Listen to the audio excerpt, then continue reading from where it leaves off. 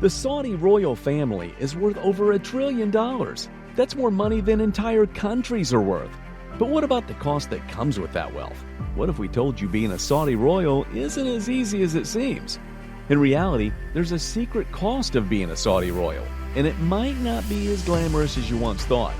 When it comes to the Saudi royal family, money is no object. We're talking about billions of dollars at their disposal, which they use to fund their extravagant lifestyles. Prince Alwaleed bin Talal, one of the richest members of the Saudi royal family, owns a private Boeing 747 jet that's worth over $500 million. And that's just the tip of the iceberg. Saudi royals live in lavish palaces and mansions that are worth millions of dollars. They have access to the best healthcare facilities, chefs, and personal trainers money can buy. They also own a fleet of luxury cars that range from Rolls-Royce to Ferrari. Spending a few $100,000 on a Ferrari is nothing for a Saudi royal. Some royals even take their obsession with cars to the next level. Prince Turki bin Abdullah owns a Bentley, Lamborghini Aventador, and a Rolls-Royce Phantom, all wrapped in solid gold, adding a few million to the already exorbitant price tags of these cars. His collection of gold-plated cars is reportedly worth over $22 million. But here's where it gets really shocking. The Saudi royal family spends millions of dollars just on their vacations. King Salman bin Abdulaziz, back when he was just a prince, once spent $30 million on a month-long vacation in the Maldives. And that's not all. His entourage included over 100 people, which included his family, friends, and staff. Can you imagine how much the bill for that would be? The higher up you are on the Saudi family hierarchy, the more money you're generally able to spend. The Crown Prince, Mohammed bin Salman, is known for being the most extravagant spender of the family. He owns the Chateau Louis XIV in France. This place is worth around $300 million, and it's one of the most expensive homes in the world. It's got everything you could ever want in a palace: a moat, a ballroom, an infinity pool, a movie theater, and even a wine cellar. I mean, who needs a moat these days, right? But hey, when you're a prince, I guess you gotta have some cool stuff to show off to your friends. But that's not all. MBS also bought a painting of none other than Leonardo da Vinci. This painting is called the Salvator Mundi, and it depicts Christ. It was sold at an auction for a whopping $450 million, making it the most expensive painting ever sold. And get this, MBS bought it. Some people think that the painting is a fake, but who cares, right? When you're a prince, you can do whatever you want.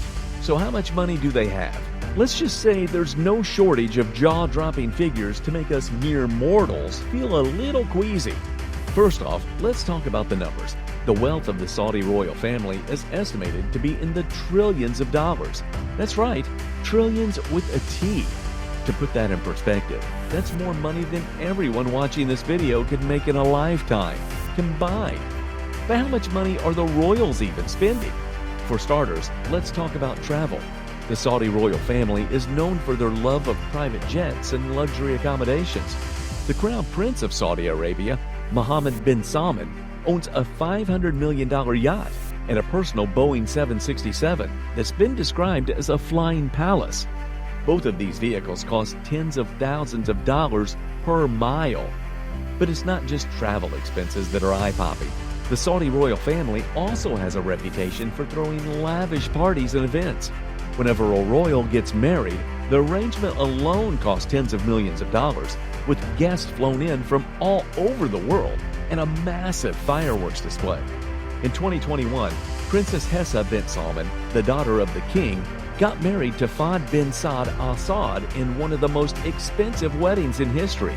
According to leaks, the wedding cost a whopping $15 million. The wedding ceremony in Jeddah was graced by many Saudi and Arab singers, including Syrian artist Asala, who reportedly received a cool $1 million for 1 hour of singing. The royal palace was transformed into a fairy tale wonderland, with each room offering a unique experience. From Islamic-inspired architecture to desert landscapes and blooming gardens, guests were surely in for a treat.